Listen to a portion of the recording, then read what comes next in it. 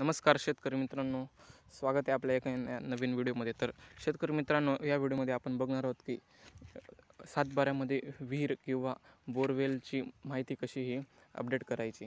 तर यासाठी सर्वात पहिले तुम्हाला पीक पाहणी हे ॲप्लिकेशन तुमच्या मोबाईलमध्ये असणे गरजेचं आहे.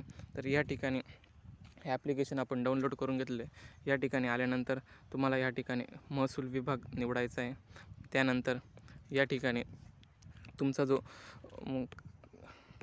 खातेदाराचे नाव, त्यानंतर 4 अंकी सांकेतिक तो नंबर असेल तो तुमचा या ठिकाणी टाकायचा आहे. तर या ठिकाणी लॉग इन केल्यानंतर तुम्हाला अशा पद्धतीचं एक होम पेज बघायला मिळेल. या ठिकाणी आपल्याला 1 नंबरचा ऑप्शन निवडायचा आहे, कायम पड चालू पड नोंदणी. या ठिकाणी आल्यानंतर खाते क्रमांक आपल्याला या ठिकाणी निवडायचा आहे. त्यानंतर तुमचा जो गट नंबर असेल तो निवडायचा आहे. त्यानंतर इथे कायम पड चालू पड प्रकार या ठिकाणी कायम पड निवडायचा आहे.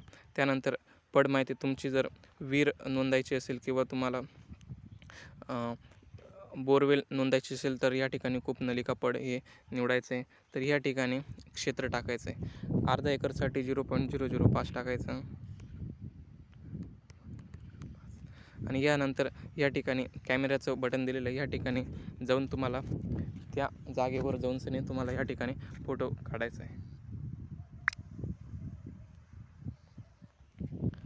तर अशा पद्धतीने फोटो काढल्यानंतर या ठिकाणी बरोबरचं ऑप्शन आहे, या बटनावर क्लिक करून तुम्हाला या ठिकाणी बरोबर हे बटन दाबायचं आहे. तर अशा पद्धतीने तुम्हाला ही माहिती दिसेल. तर या ठिकाणी तुम्हाला संपूर्ण माहिती नीट चेक करून घ्यायची. ती चेक केल्यानंतर तुम्हाला या ठिकाणी वरील प्रमाणे माहिती योग्य व अचूक असल्यास मी घोषित करतो या ठिकाणी क्लिक करायचं आहे. या ठिकाणी पुढे जा या बटनावर क्लिक करायचं आहे.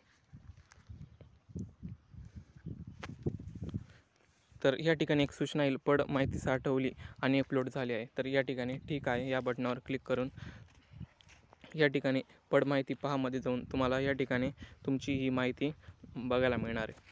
तर शेतकरी मित्रांनो, अशा पद्धतीने तुम्ही 7/12मध्ये तुमची ही बोरवेल किंवा विहिरीची माहिती ही अपडेट करू शकतात. तर व्हिडिओ जर आवडला असेल तर व्हिडिओ लाईक्स करा, चॅनलवर जर नवीन असेल तर सबस्क्राईब करून ठेवा. धन्यवाद.